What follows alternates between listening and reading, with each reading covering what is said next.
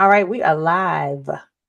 What's up, everybody? We're back with another live show of Real Talk, Real Growth, where we're going to have some amazing conversations today between the three of us. I'm Miles the Millennial. And it's your boy Rex Howard Jr. And I'm Coach Lauren J, your favorite relationship coach. I like the way Rex be saying it. Rex be so smooth. He be like, What? It's Rex Howard Jr. It's your He go boy. there. This is the hotline. It's after 8 o'clock.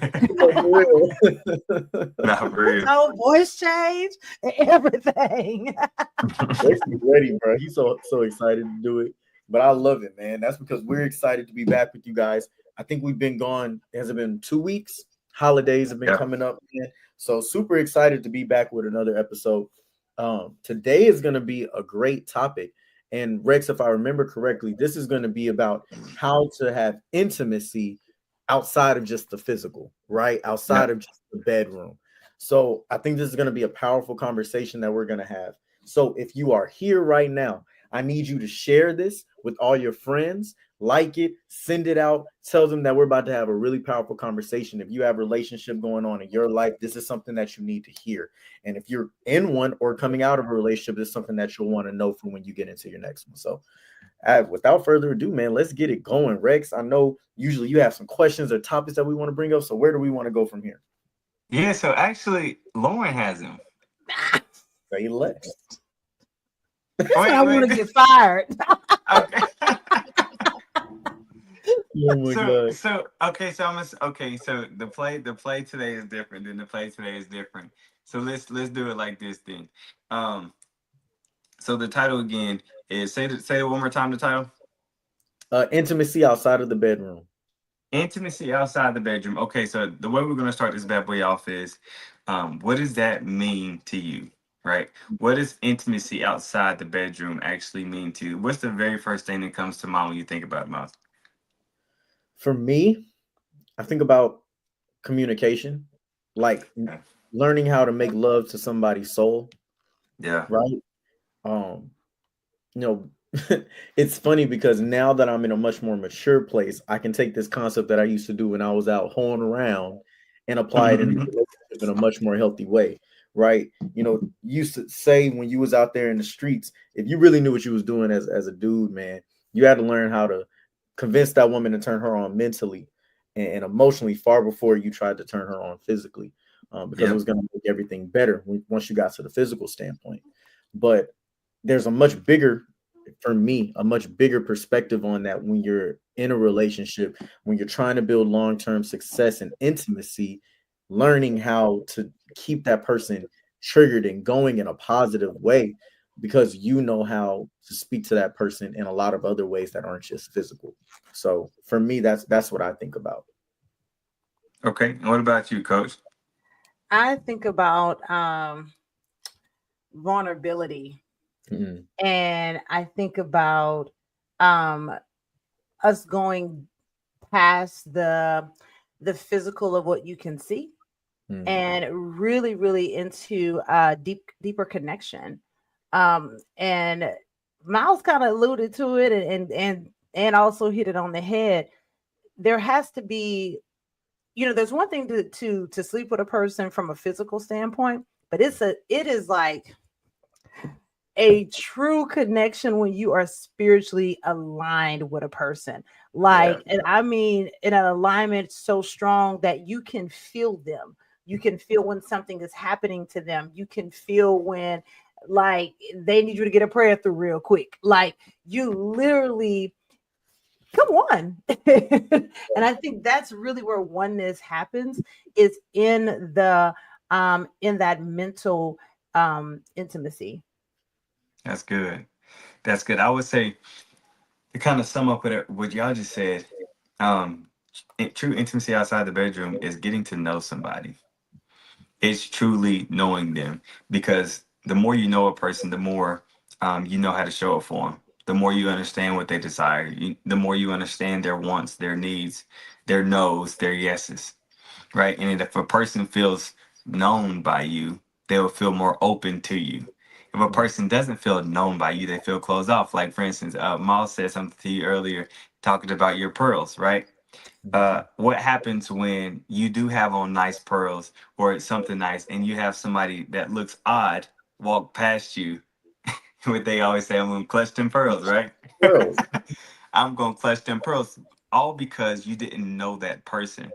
So think about you wanted to be intimate with somebody, wanted to take things to the next level with somebody, but you didn't spend enough time knowing them. They're not gonna be open to you. They're not gonna be willing. It's gonna take time for them to warm up. It's gonna take time for them to get to know you. They may have some questions to ask you, right? So I think intimacy outside the bedroom leads all the way to getting to know a person from the inside out. So I think that's really good. Now let's take it here then. Um, when you think about the word intimacy in general, what's the very first thing that comes to mind to you, Coach? Connection. Okay, Miles, what about you? Physical touch. Okay, so she says connection. You says Yeah. physical touch. Okay, I was talking to a guy one time, and the very first thing he said was, "Oh, sex, 100%. That's what it Mm, means." mm, And I said, "So what does it mean to your wife?" She was just like, "Connection. She wants mm. emotions." So for men, it's all about that physical side by side intimacy Yeah. connection. We want to be doing something, and then a Mhm. woman wants to feel something. Yeah. So, Coach, I want you to put your hat on the line. I'm gonna ask you a different question, Miles. When it comes to couples that you work with, especially the people that may be listening that's in a relationship and dealing with intimacy issues and disconnection, what's the advice that you would give to a man to help him understand what intimacy means to his woman? This for culture. This for me. This for a coach. Okay. So I would say that it is in alignment with perfect love. Yeah, perfect love casts out fear. Mm, And what that means is that in order for you to fully experience love from a very healing space, you've got to be willing to expose your pain. And that is the only way that it can actually get healed and get filled is by you taking the band-aid off and allowing perfect love. Because what is perfect love? It means that it's not tainted. It means that by definition, it means James 1 and 4, actually. Let patience have a perfect work that ye may be entire, wanting Yeah. nothing. yeah. And so that is what women want. We want to be able to want nothing, meaning like we are completely fulfilled. And so when you think about for men, one of the things I tell men all the time is that transparency and vulnerability are not the same. Mm, Transparency is clear. You're being clear about this. Yeah. Vulnerability is telling me how it hurt you. Yeah. yeah. Vulnerability is telling me how it affected you. Vulnerability is telling me all the things I can't see and only you felt. And if there's an ability for me to, if you want me to fully be able to love you, then you gotta let me love you wounded, Yeah. not broken, wounded. Mm. And that is literally the cheat code to living fulfilled in your relationship and really experiencing healing. And the right No. woman won't weaponize it.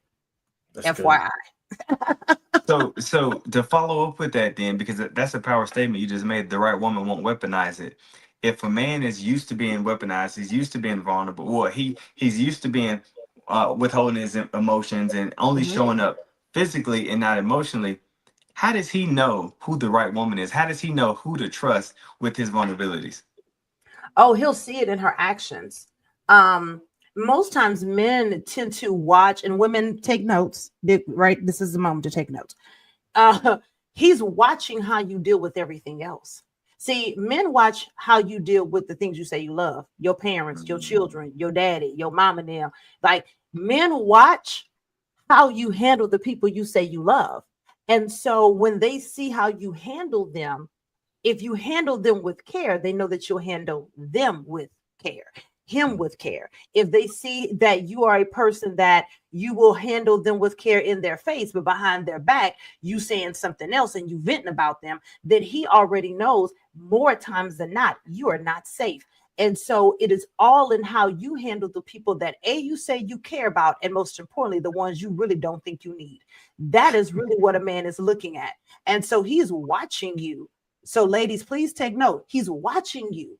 And he's looking to see, are you gentle? Are you kind? Are you patient? When he does something, and men will test you. They'll try stuff because they want to see, right? Test the spirit by the spirit. They want to test and see. So they will try little things to see, how do you react? And so it's really important that you be yourself in that reaction, but then be mindful of that. And so one of the things that I tend to do in dating is like, if someone, I'm really big about saying no worries. When I say no worries, I legit mean no worries. Typically when black people say no worries, first of all, black people don't say that. Let's start there. Black people say that letter K, and K don't mean K. Yeah. K Hey, means okay. K is somewhere else. K That's good. means stop there playing with me. The K don't mean you okay, right? And so being able to speak to that and say, hey, that's fine with me, or hey, thank you for sharing that with me. A man looks at how you handle things in your micro habits. How often are you telling people thank you when they serve you? That's Those are the good. things they're looking for. So I hope y'all took some notes tonight. That's Absolutely. That's actually really good. And Miles, the question I have for you is, want to take it personal, but when it comes to you going from being a man that only cared about flesh to being a man that really wanted to connect and be open, what did you need from your woman to feel safe enough to share your emotions with her? Man, honestly, those moments when, and this is a tough thing because it's not a mind reading thing, but those moments when you see my anxieties, my doubts, my triggers, and you step up and reassure them without me having to bring them up to the forefront, right? Like you've seen me, the different things that get me triggered. You've seen the different things that have hurt me. You see the things that I'm super passionate about. There's a reason why people go so hard or run so hard from certain things in life. It's because that those are usually very particular pain points that they have. And when you find a woman that can read that in you, she's heard you express these things either to other people or to her before, and then she can reassure you and say, hey, these things don't matter to me. I care about this from you. That allows you to feel safe because it might be the first time you've ever heard somebody to defy what you've seen, right? Or Yep. defy what you've experienced with other people. And then the second thing is for just in her general actions, for me to see that her heart is in the right place when it comes to it, right? I always tell y'all that like the biggest thing that I struggle with is pettiness. In relationships, I get very triggered by pettiness. And I think the reason why is because to me, the concept of somebody being petty means you feel a type of way because of something I did to you, right? Unintentionally. I harmed you in some way. And so you're going to get back at me on purpose, right? I accidentally harmed you and you want to get back at me and make me feel what you feel on purpose. And to me, that's that the heart isn't in that, right? That's not a good, kind heart. And so when I see pettiness, that's something that makes me get very shelled up and want to fight back. But when I see that your heart is pure and genuine, is something that coach has already said, when I can see that, like, okay, they're coming from the right place. This woman is not trying to hurt me. What they're doing and what they're saying always has my best intentions and future in mind. That allows me to say, bro, this is a safe space. You don't have to go about it with the guard that you've had versus with all the other women that you dealt with. This woman is safe for you. This woman wants the best for you. And so I would say those two things. That's Rex, can I actually jump in and say something before you shift off this? no. I'm not shifting. Go ahead. Okay, perfect. I wanted to say this. So you saw me drop down because I had to grab my study Bible. So, um, so Genesis 2, verse 25, and this is the New Living Translation for those of you who are looking for this. It says, now the man and his wife were both naked, but they felt no shame. That is when you know you're in oneness. They were both naked, but they felt no shame. So if the person that you are giving your, first of all, people can't weaponize something that you've already accepted. Let's start there. So That's number one. So, because I see people like, well, they may try to play with you. If they're trying to play with you, that means you haven't healed in that area. That's an Mhm. indication you need to heal there. Number two, the right person will make you okay to be naked. Yeah. Matter of fact, they love you naked. Don't put Yeah. on lingerie. Don't put on that robe. Take the bonnet off. Just all that. Because take the lashes off. Take Yeah. the wig off. Because the thing about men, the reason most men love a woman that is in her natural beauty is because he knows what to expect. Yeah. Yes. But when you dressing like a clown, he don't know if you laughing at him or laughing with him.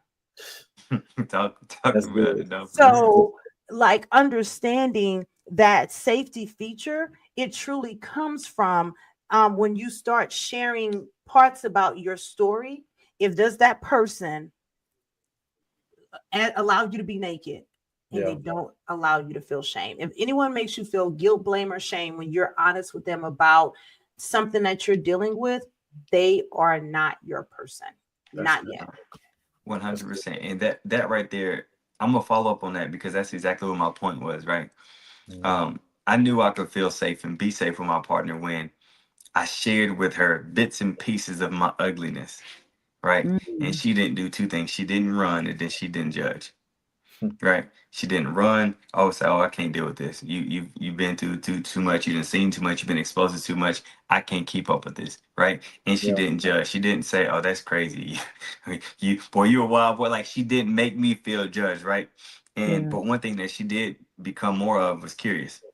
Mhm. Right. Mm, So when did that start for you? When did that stop for you? How did that make you feel? How did that make other people feel? How did people respond to how you were? Right? What were the best parts about that time for you versus what were the lowest parts? She just became radically curious. And when you have a person that's radically curious about you, and not in a way of trying to use it against you, not in a way of trying to see if she can do something better than somebody else, but actually trying to know you so she can get to know who's in front of her, right? Mhm. Why do you ball up like that? Why do you, every time you hop out the shower, you quick to grab the towel? Why are you so insecure in yourself? Like all these are so many questions that your partner can ask if you allow them to ask you. But if you ball up in this shell, try to keep this ball up in between you guys, you'll never feel safe, right? And then they would blame themselves for it not for you not feeling safe because they may think it's a them problem when the whole time it's on you. Yeah. It's on you. So Miles, I love what you said, and from a man's perspective on what you wanted and what you needed from your lady. So now, Lauren, I want you to say, from your perspective, what are some things that a man can do to make a woman feel safe? Mhm. mm. It's in his tone. I'm gonna speak for personal experience. It's in his tone, in his gentleness. When a man can tap into what we quote unquote say their feminine energy, it's more of their nurturing energy. We all have it, but we don't all tap into it. Yeah, And so when a man allows you to, and it's hard, and I'll say this, it's hard for strong-minded, strong-willed women to get emotionally naked. We would rather sweep the beach with a dollar store broom and drink a shot of Clorox. We would, okay? say, Any day of the week than to have to get vulnerable with you, because a lot of times we've been mishandled in Mhm. our vulnerability. And so um tone is honestly the thing. And the other part is not the other person trying to fix it. A lot of times when we hear like something bad that's happened to your partner or an experience that they've had, we either try to fix it or we try to share a very similar story so that way it feels like they're not alone. But quite honestly, they don't need you to do that. Yeah. They just need you to say thank you for sharing that with me. That doesn't change the way I feel about you. These are the three things that really attract me to you. So this one thing is not the end of the world for me because I see you. Women want to be seen, safe, and significant. And that's so good. when you give us that, that is why we can give you that. Anything you give a woman, she multiplies. Groceries, a seed from your semen. Anything Mhm. you give a woman, she multiplies. So for men, if you feel like your partner isn't safe, you may need to question, are you? No, Because no, she's Mm. a mirror of what you give. That's actually really, really good. Miles, what's your take on that? I see you over there writing notes. I know you got something cooking. man. No, this is so good, man. And part of that, all three of those things are so true, and I can just relate to them on multiple levels because I am that very direct, figure solution oriented type of person. And so to me, how I usually deal with things, my natural way of dealing with it is okay, let's address this head on. What are we beating around the bush? Why are we trying to talk all this way or that way when we could just say it the way it need to be said to get it done? I always believed that direct was the best way to go about things. And that caused so many disagreements between me and my lady for years in our relationship until it got to a point to where as a man, and this is something that I want all the men to understand. As a man, if you say that you're the leader, if what you're doing is not having an effective result on the person that's following you, then apparently you're not leading that well. That's good. You can't always blame the follower, right? They're following you for a reason. And so if they're trusting in you and something about the way that you're leading isn't getting through to them, you need to adjust your approach. You see, you're not a leader if you think that your way is always the best way. You're a leader when you realize that maybe you don't always have the right answer. Maybe the way that you usually go about it isn't always proper and you need to take a different approach. And so when I started to adjust my tone, whenever we would go into conversations, and I would start by leading with emotions, right? And expressing them in a way instead of acting them in a way, right? So I'm sitting there and saying, when you say things like that, it really angers me. It really frustrates me. It really hurts my heart. It really makes me feel less than. I'm already putting her in a space where she has to see what my heart is feeling. Yeah. Versus when I'm acting that way and my tone is coming at her, she's immediately walls up, right? Because that's a human thing. You feel like somebody's attacking you. You have one of two responses. Well, really three, because Rex has already said you have fight, flight, or freeze. Yeah. None of those three help you become more effective at resolving whatever is going on, and you and your partner getting back to being on the same page with each other. That not trying to fix it. So true. We've talked about this before. Sometimes the best thing you can do as a man is just to sit there and listen. Sometimes that is the solution, right? It's not you doing something active that says, all right, put me in the driver's seat and I'm going to do this, this, that, and that. That's our plan and we're going to get it done. That's not always what's called for. And it's a tough thing for us to think because I think that a lot of men, we have a fear that if things linger, if they're not resolved the way that we think they need to be resolved right then and there, that it is going to destroy us in the future. Right. And I think that's because we were never given grace to grow as men. Mm. When we were boys, we had to just become men. Men don't do this and men don't do that. So guess what? You got to put all that stuff away. We were never given grace. Our consequences were always heightened. Anything that we did wrong, it was the end of the world. You ain't gonna be able to lead no family acting like that, boy.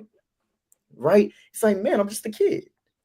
And so since you have never been given grace, you don't know how to give it to your woman when she needs your grace so that she can grow through something in time. And it wasn't until I tried it, I said, you know what? Let me try being softer in my approach and just listening. I'm just going to see what happens because clearly this other way isn't working. I'm going to try it. Tried it. Lo and behold, It a worked. couple days later, first off, we don't end up in an argument.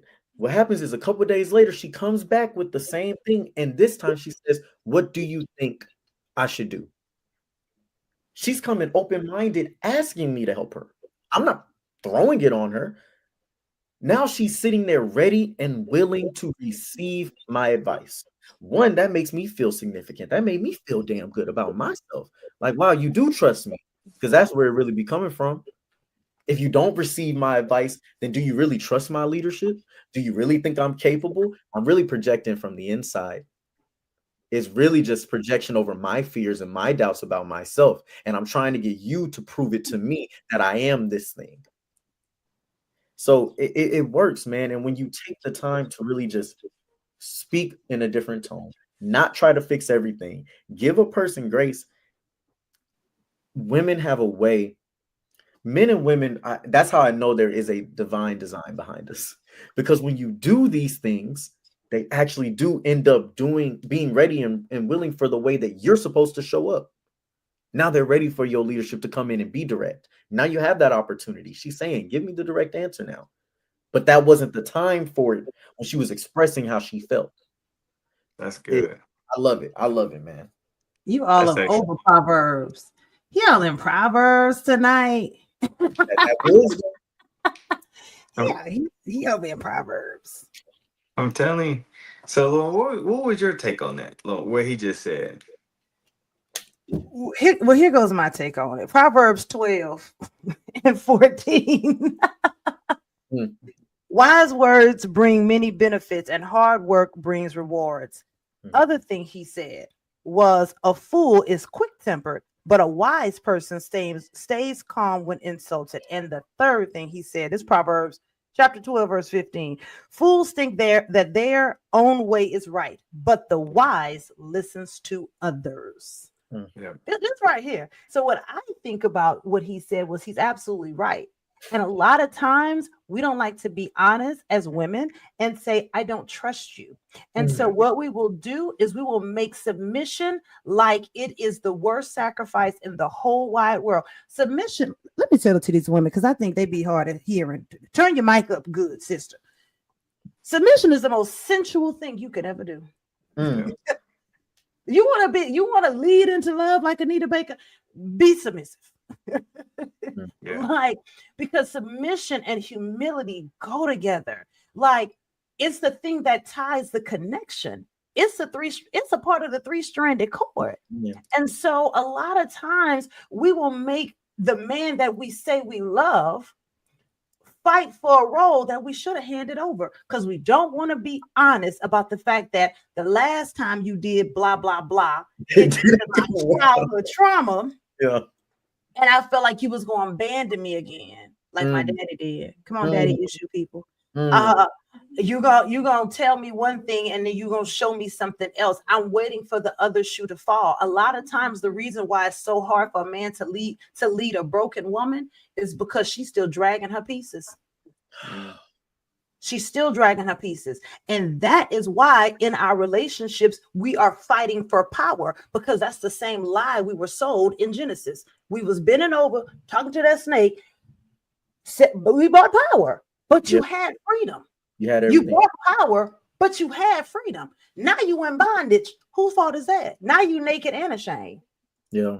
And so what I think about what Miles said, and I hope that the men and women are listening to this, is that if you want to have a true connection where you're not worried about who he texting, you're not worrying about if he said where he said he's at. Let me tell you something. A man that's serious about you, he gonna share location. Mhm. He gonna give a detail. He gonna write a vision and make it plain so that men can read it and run with it. He gonna Habakkuk 2 and 2. You're not gonna have to be going walking around like you don't know who's who, guessing game. Baby, this is not Jeopardy. When a man is leading you like a question, it's because he ain't found the answer. So it's a clear sign that he ain't ready yet.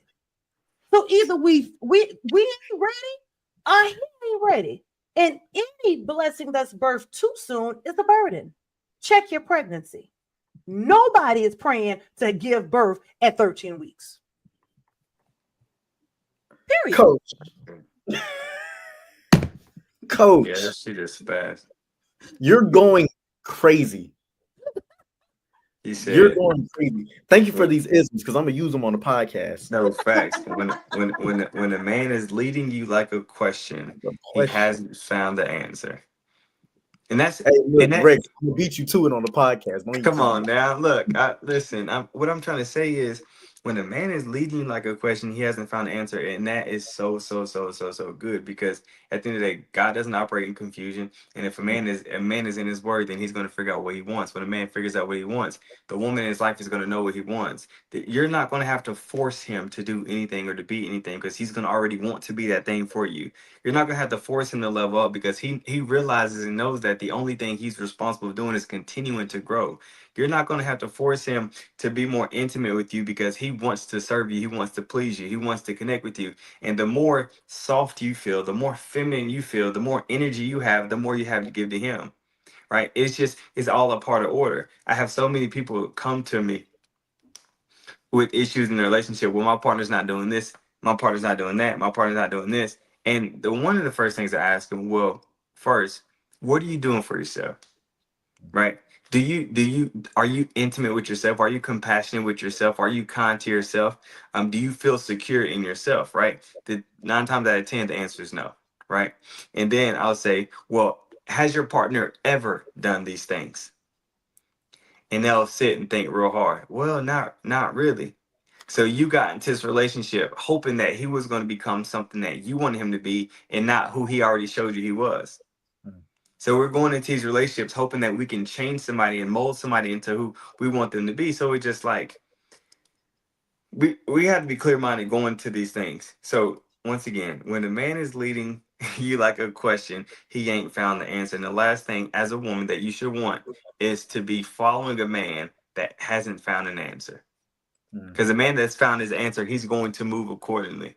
Yeah. He's going to be sure, right? So um I came across this question, and the question was, if you could no longer speak, how would your partner know that you still love them? I love that. Right? If you Yeah. could no longer speak, how would your partner know that you still love them? And then for the people out there that speak through their physical love, through sex and through connection, if you could no longer have sex, how would your partner know that you still love them? Right? How would you know that you still have anything left to give? Because a lot of times our life force is in what we can do for our partners sexually. So if you take that off the table, then what? Right? And then another powerful question that I came across that I just want people in the chat just to reflect on and to think about is, when you have the opportunity to sit in front of your partner, ask them, what does sex mean to you, and what does intimacy mean to you? And become curious about their answer, right? And then also be curious about why you desire the things that you desire, why you feel for the things you feel the way you feel for them. Like, you got to ask yourself these questions, because a lot of times as men, our whole purpose is to please our partner. But Mhm. what about pleasing yourself? What, brother, what do you like? Yeah.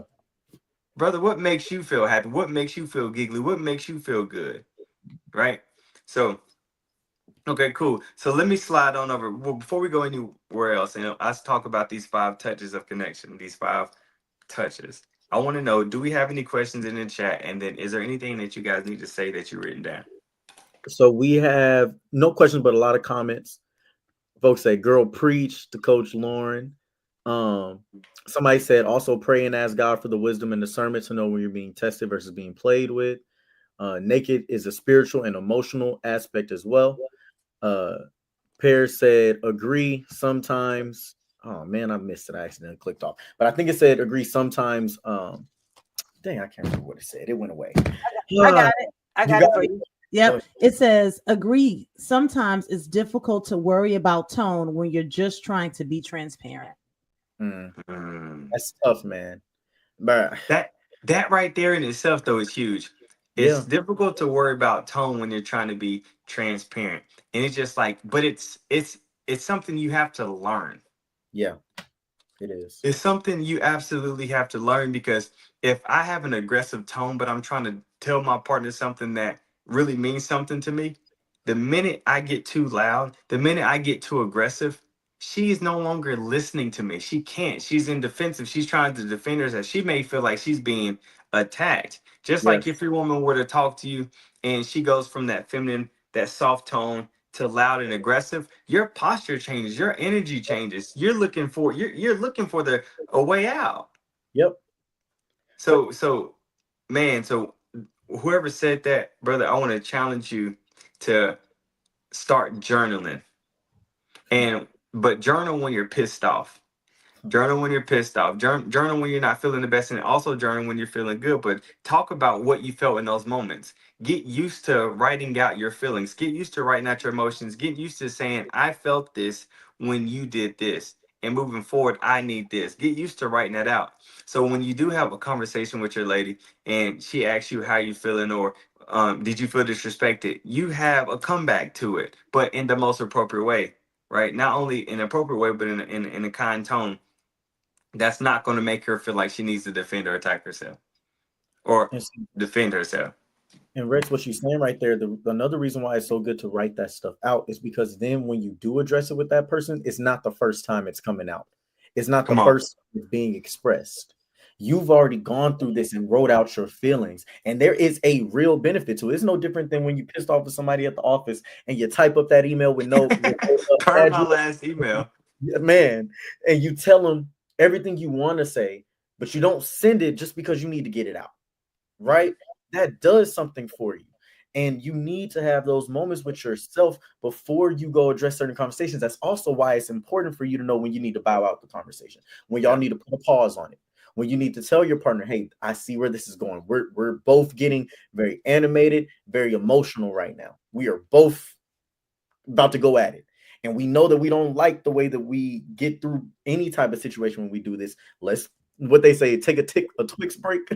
Let's put a Yeah. pause on this, and we'll come back to this when we're a little bit more calm, because right now we're not going to hear each other. All Yeah. we're going to be focused on is making sure our point is spewed out, but there is not going to be any listening. It's not going to happen. And something that, you guys talked about with no trust, right? And admitting there's no trust there. I think about this like this, coach, because you mentioned it. Sometimes women don't want to admit that, like, the reason they don't have that trust is because when you did a certain thing, it triggered things from their past. Something I want to say in general, because I think we, on both sides, we lack trust in our partner that they're going to do us the right way because we've dealt with things. The main thing is we don't give ourselves grace and we don't give each other grace. Because the thing is, I feel like a lot of times, and this is something that a weight that I've felt as a man, is if I get it wrong once, now you're going to use this as a reason as to not trust me the next time it comes around. I Yeah. got to be perfect. I got to bat 1,000. Because the one time I don't get it right and you listen to me, now you're going to use that. Well, the last time I listened to you, it didn't work out, right? And that's a fear for a lot of us as men because we haven't been extended a lot of grace in our life. And we truly do, as partners, have to be. I think that's one of my biggest things. And I've said this multiple times. It's one of my non-negotiables is a woman that has grace.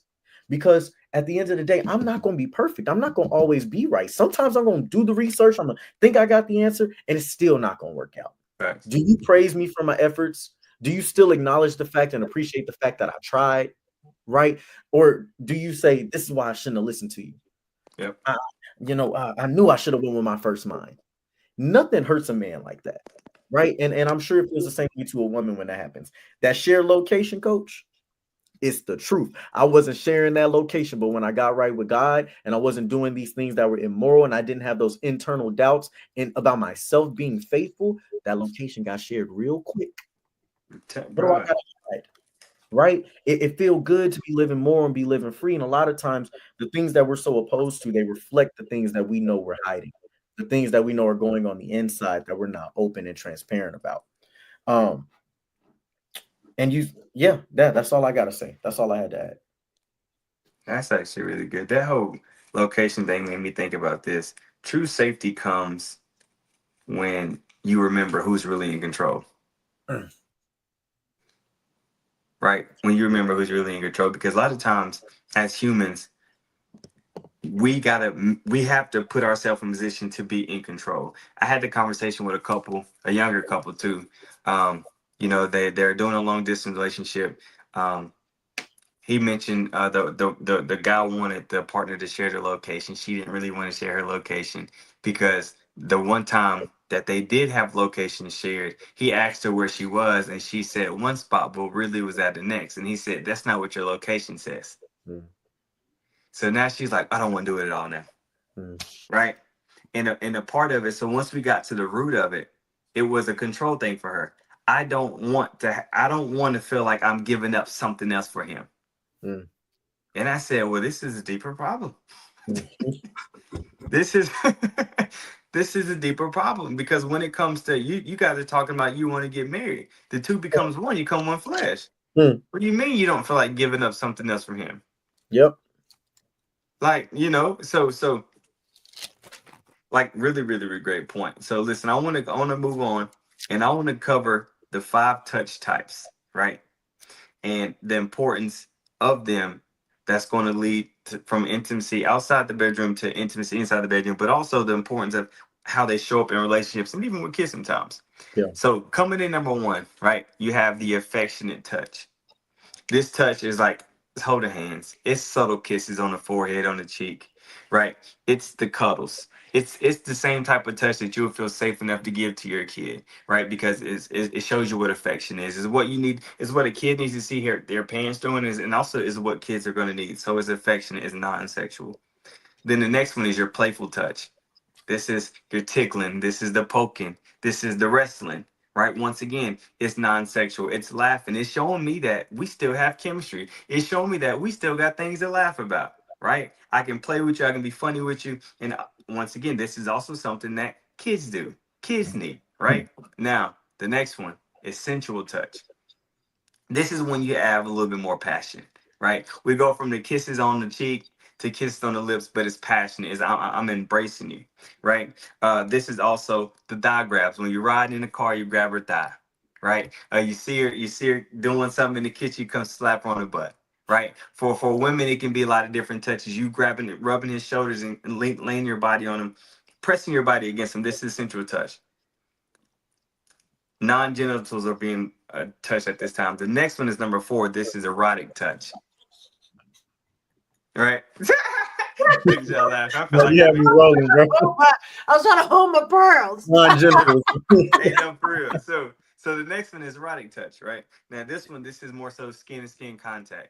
This is the oil massages, but the oil massages that leads to touching everything, right?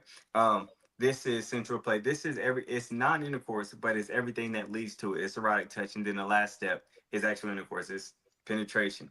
Now, when it comes to men, we thrive on number 4 and 5, erotic touch and intercourse, right? But a lot of women thrive off 1, 2, and 3. Mm. They need the affection, they need the playful touches, and they need the sensual touches. The best way to describe it, and I learned this from my supervisor, shout out to Dr. Schatz if you're listening. But the best way to describe it is like when you get into a car. When it's cold outside, you don't just hop in the car, turn it on, and drive off. You gotta warm that bad boy up. A lot of men, because our genitals is outside, is outside of our body, it don't take much for us to get right, right? And we feel because if we're right, then they should be right. Mm. But it don't go that way. It takes time. You gotta warm it up. You gotta build it up, and sometimes you even got to get used to doing things that warms them up that may not even warm you up because you got to make them feel like they're a priority and you got to make them a priority, right? So the question that I have for y'all, when you have affectionate touch, playful touch, sensual touch, erotic touch, and also number 5, which is intercourse, which one do you feel like makes you feel the most intimate, the most seen, the most safe, the most connected with your partner? 1, 2, 3, 4, or number 5? Coach, you want to go first? Yes, I had to go back to the list. Um, Mine would be affectionate touch. Mm. That's good. Um, Tay Diggs had tried to drop us a scene, back at the best bed we get at Forehead Kids.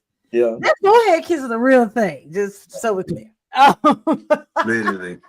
will move you from 1 to 5 in the buyer's journey and convert your customer I'm telling you. quickly. I Um, so yeah, for me, I would say definitely the first one, the affectionate touch. okay. And brother Miles, which one makes you feel the most connected? It's 1 and 3 for sure. Um, Okay. and it's both giving and receiving, being on the giving end of that and the receiving end of that. And something that I wanted to say about this, Rex, is it's funny. When I was playing the field And in the early stages of my relationship, because my heart wasn't truly open, 4 and 5 was all I was doing. Yeah. 1 through 3 had very big barriers around them, and I really only did them because she wanted them. Yeah. It wasn't something that I really cared for. But as my heart opened up, naturally, 1 through 3 became my favorites. Mm. 4 and 5 are awesome. Don't get me wrong, but I could go months without that stuff. Not gonna be easy. Yeah. I can go months without 4 and 5 if I'm getting 1 through 3, right? Because something about 1 through 3 tell me that regardless of what's going on down there, you want me up here and you Yeah. want me here, right? You can't get enough of me. I'm laying around. You just want to come cuddle on me. We're outside. You grab a hold of my hand. Riding in the car. My favorite thing, the neck rub or the behind the ear rub. Oh, it's over with. That's it. I'm in love. I'm in love. Keep your nails at almond, ladies. Almond shape for that. I'm telling you. But that stuff means so much Yeah. because it is comforting. And I think that's the greatest thing about them all is it showcases that this person's heart is completely and only with you. And when you're doing it with this person and you feel that same thing, man, and it makes 4 and 5 better. That's the thing. It makes 4 and 5 even better. Yeah. So, man, But one thing that's so powerful about that, a lot of and this is completely left too. A lot of men struggle with performance anxiety, right? mhm, Mm. Performing. A lot of men that operate in 4 and 5, they yeah, struggle with it because there's no connection, there's no buildup. They want their other man to connect with everything that they connect with, but that just ain't the case. mm, Right. So if I don't have the affection touch, if I don't have the playful touch, if I don't have the sensual touch, then I have to perform and I have to turn myself on and turn myself off almost immediately. But when I have 1, 2, and 3, once again, it goes back to the very beginning. How do we build intimacy outside the bedroom? It's having that affectionate touch. It's cuddling. It's making sure that your partner knows the only time that I want to touch you. No, make sure they don't feel like the only time you want to touch them is when it's time for game time, right? yeah, But if your partner feels like, oh no, my partner desires me all the time. He desires me when I'm in the living room. He desires me when he's at work. He just calls and checks in on me and sends me a message. My partner desires me when I'm in the kitchen. My partner desires me when we're at the football game and we can't do nothing crazy, but he can just lean and kiss me on my neck. He desires me, right? And then also when it comes just the whole playful side, can y'all be kids together? Can y'all laugh? Can y'all enjoy the moment? Can y'all enjoy the times, or is it always so serious? Right? So you got to ask yourself, how often am I touching my partner? Right? And then does every single time I touch my partner, does it lead to sex? mm, And if it does always lead to sex, what are you willing to do to make sure it doesn't always lead to sex? Well, and some of you may ask yourself, well, why would I want that? Because at the end of the day, she not gonna always want that. yeah, So the one of the questions that, like I said, this is for the chat.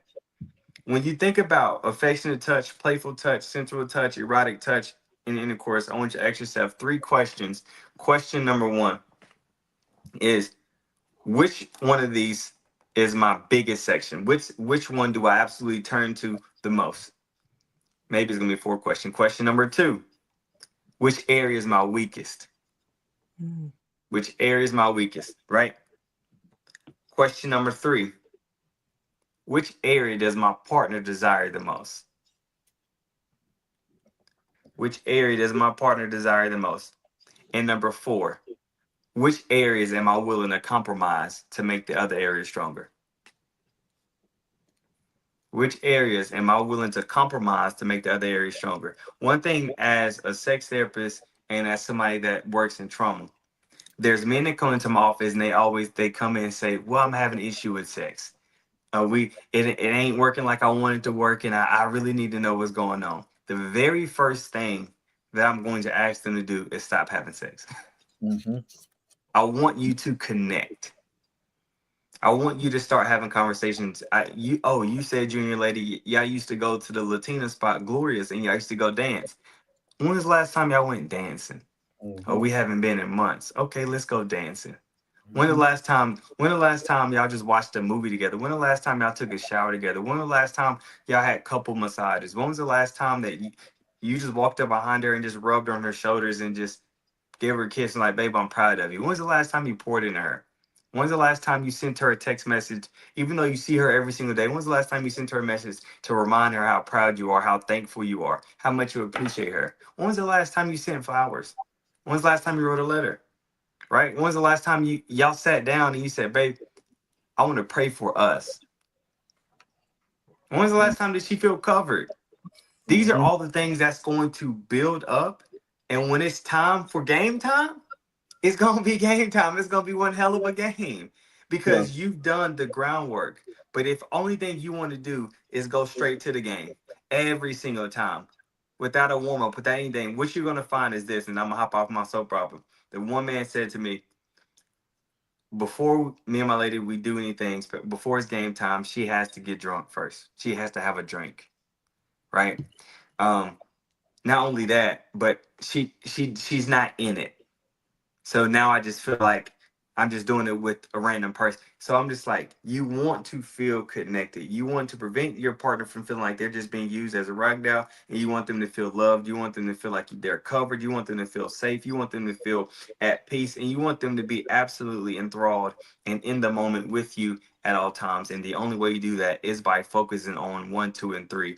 And sometimes that means compromising 4 and 5 until 1, 2, and 3 are big. So with that, I want to open up the floor and see what's y'all's thoughts and takeaways. Man. um all of that was like so on point.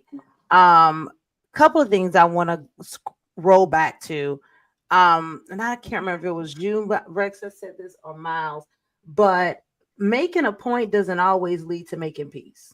Mhm. So those of you who like to Mm, make a lot of points, that's good. I will making a point doesn't always make be peace. at times.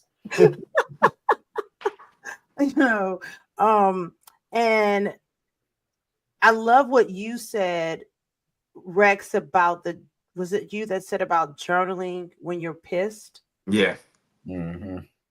I'll say take it a step further and journal like no one's reading it. that's actually really good.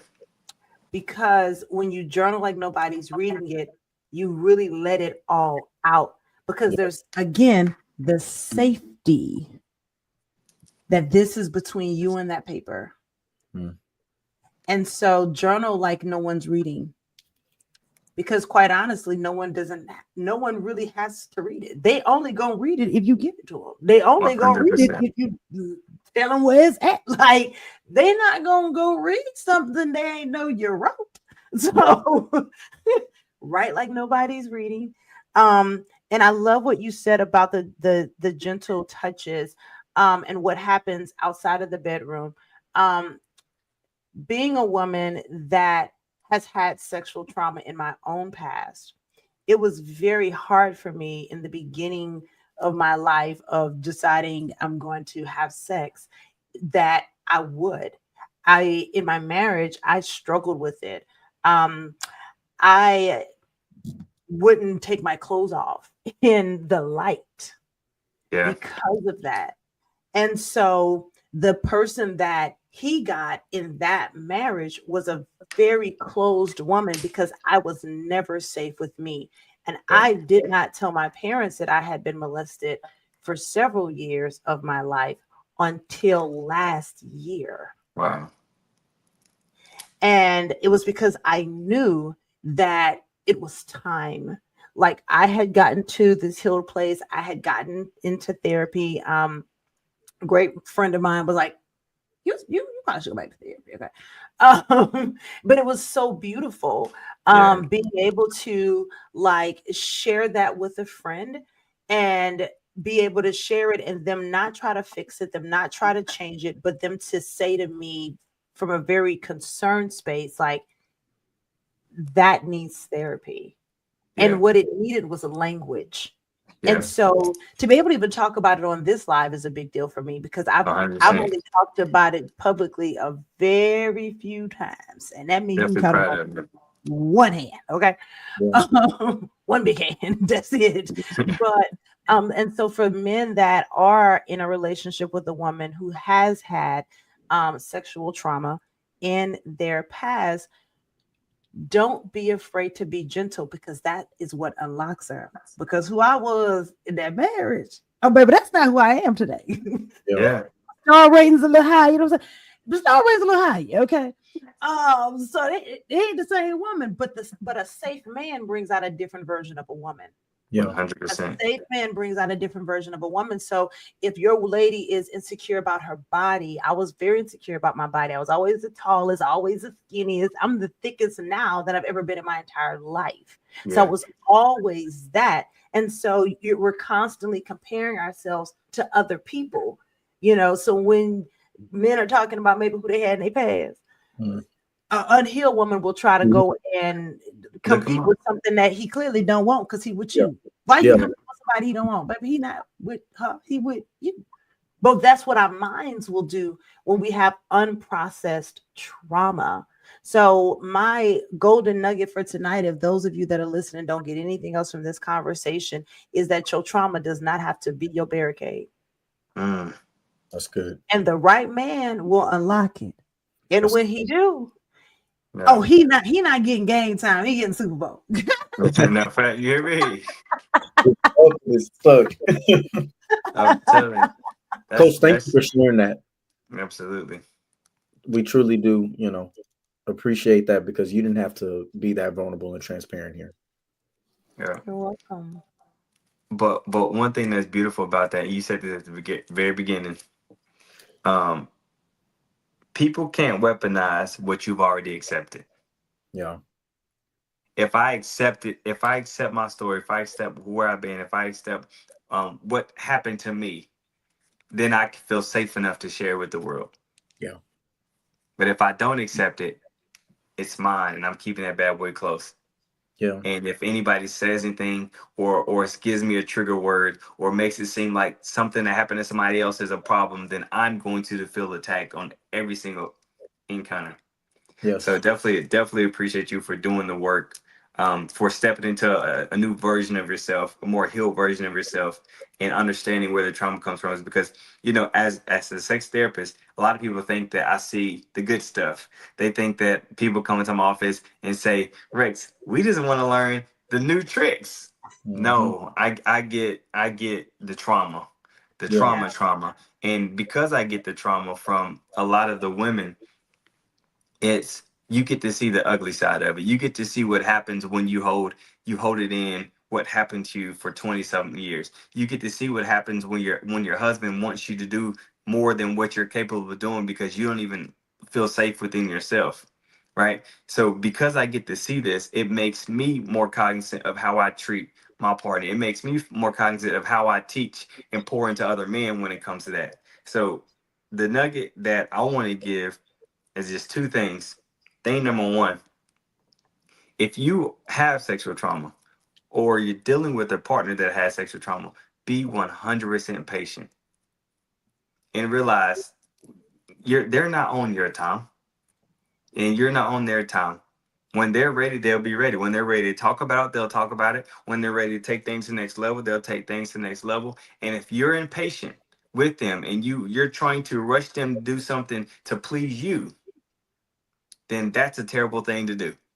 Yeah. You will no longer be a safe person, and then you'll have them doing something that they don't even feel safe enough to do, and they will feel completely taken advantage of. So that's that one side. Be completely patient and realize that you are on your time and not their time, right?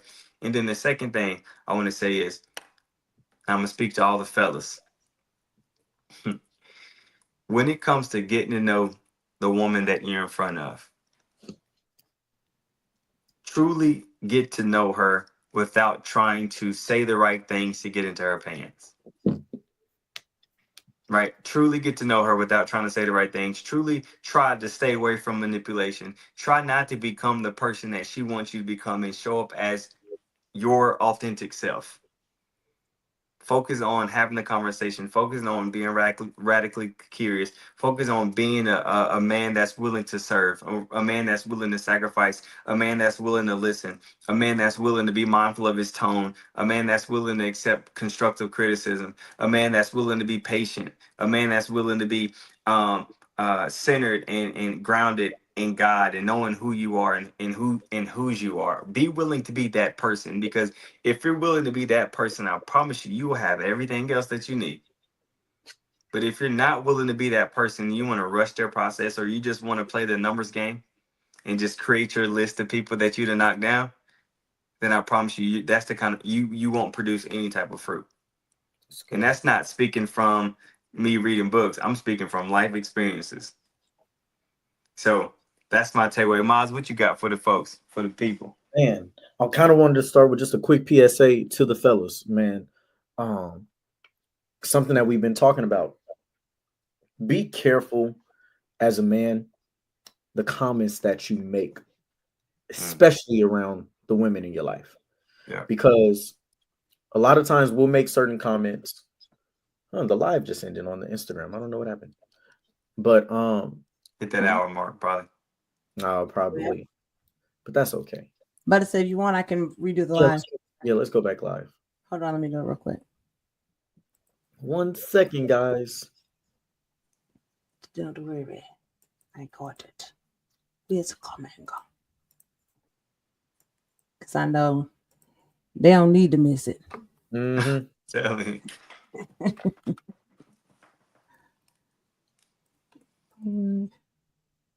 Appreciate y'all for tapping in, though. Man, absolutely. We're about to close this out strong too. Yeah, because Rex about to give a whole call to discipleship. Fisher of me, you mean?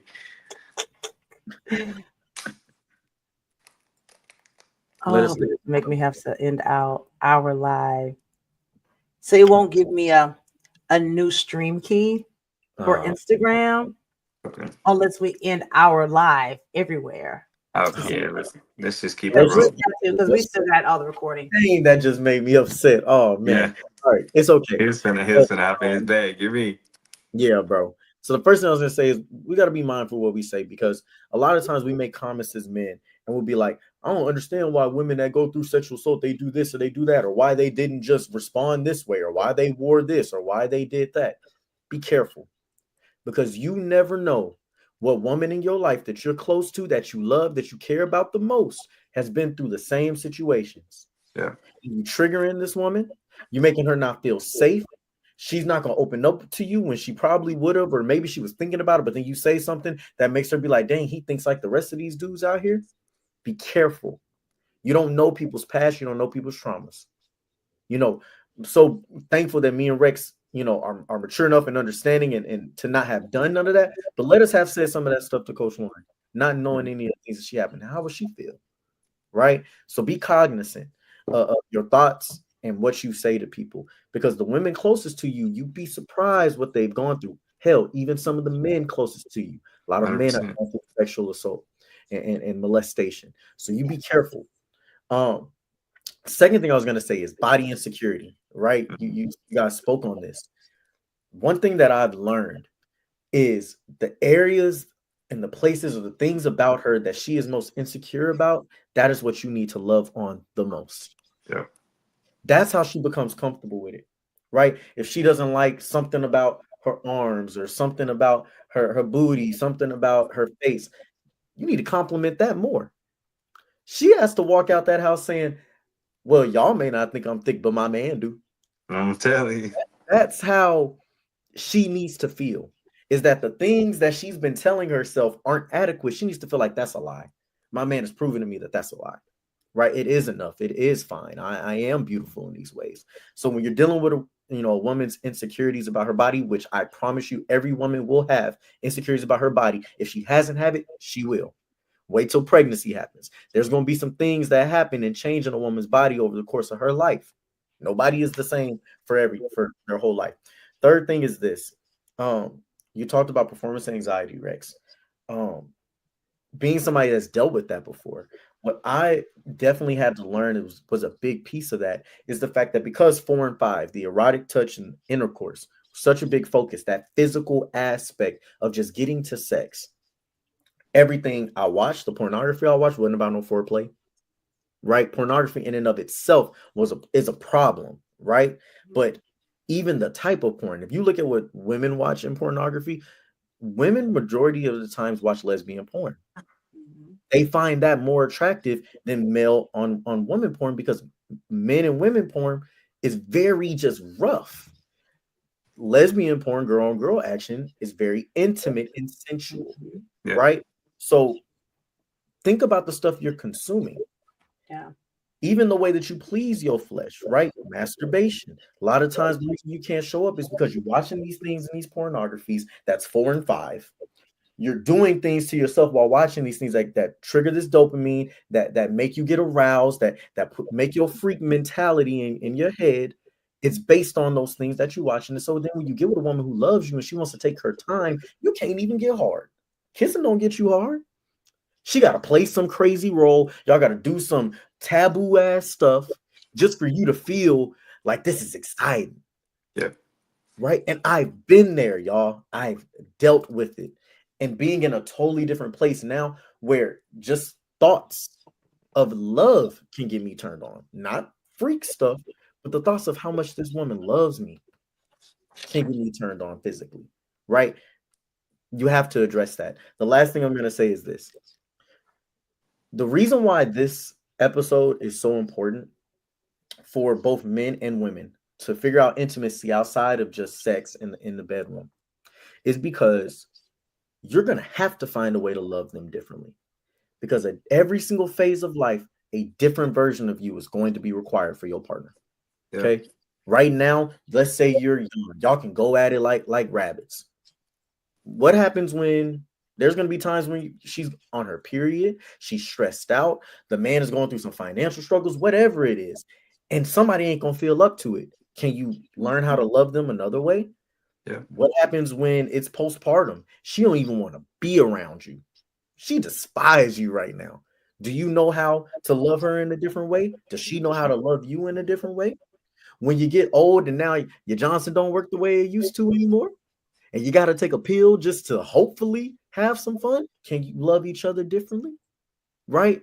It's a sick world we live in if we really think about it, because women's their levels boost when they're 30, 40, they get into their prime. The men Listen. in the middle on the decline. So you better learn how to love your partner and be intimate with your partner in different ways. Because if sex is the basis of your intimacy and that's all you got, then I guarantee you, my brothers and my sisters, you're gonna have a very shallow intimacy in your relationship, and y'all gonna have some real tough times and some real internal battles you're fighting whenever you don't feel like you're being loved and there's no intimacy there because there simply isn't any sex. Yep. Mm, That's mm. really good. That was That's so good. My heart heard you say, "Well, there's only six. There's bound to be quicksand." It ain't gonna, it ain't gonna, man. It's gonna be surface. It's gonna be surface. It's definitely gonna be surface. Last thing I'll say is I had a mentor. I was sitting down with him. It was me and my lady, and him and his wife. They've been married for the last 35 years. He's 73 and she's 68. And he said, Rex, there was a point in time in our life where she got cancer. She got sick, Mm. and we didn't have sex for 2 years. He just like, I didn't turn to pornography. I didn't turn to masturbation, but I did find out new ways to love my wife. I did find out new ways to give her haircuts, to connect with her. I did find out ways to leave my shift on time so I could be at every single one of her appointments. I did find new ways to pray for us and hold her down. I did find new ways to love on her in the areas that she was insecure in. So there are going to be moments and seasons where sex is off the table. What else Okay. do you have? Yes. If your house was built on quicksand, you have nothing. But if your house was built on the foundation of Christ and a solid rock, oh man, not you take sex off the table and you're excited for the opportunity to love her in a different way. It's an opportunity. It's an opportunity to love her in a different way. So that's all I got for y'all, man. This Man, was good. this is amazing. I'm so glad the Instagram cut out. Oh my God. But that's okay. That's okay. And everyone just receive the information. Keep your hearts and minds open. Y'all know we're gonna come back with y'all every single week. So long as we don't have nothing crazy going on, we're gonna be right here. Um, Coach Lauren, let them know what we got coming up, everything that's going on with us. Man, listen, if you have been trying to go from roommates to soulmates, We have our group coaching program that's going to be coming up. And so we're going to be working with, I think our number's 10 couples for this first cohort and helping you restore intimacy, trust, and connection in your marriage. So if you feel like your marriage has just been a lot of roommate feeling, you don't feel connected to your partner, you're going to want this. Listen, if you invested in that wedding day, you need to invest in that marriage. Yep. Period. Coach, So, you know what's more expensive than them both? divorce. Ask me how I know. Divorce. Okay. So, yeah. So trust me, this is in relationship coaching to the point of Rex. This is like a tune-up, like an all change on your car. Because people left like, well, I ain't got no problems. Typically, when people ask me what I do and I say I'm a relationship coach and they tell me they don't have no problems, they have more problems than they know. Yep. They got more problems than that's when I know you're lying. How about that? It's a red flag. And I know then you're gonna be in my DMs like you're gonna be tonight asking, how can I get signed up? Because it's a real thing. And if you're wanting to make it last forever, just like you get an all change on that car, baby, you got to get an all change on that marriage. Yes. That's powerful, man. Well, guys, much love to everyone out there. Make sure you sign up, hit the links in the bio so that way you can get a part of our group coaching program. We're so excited to bring this to you. And peace, y'all. We'll see y'all next week. Peace.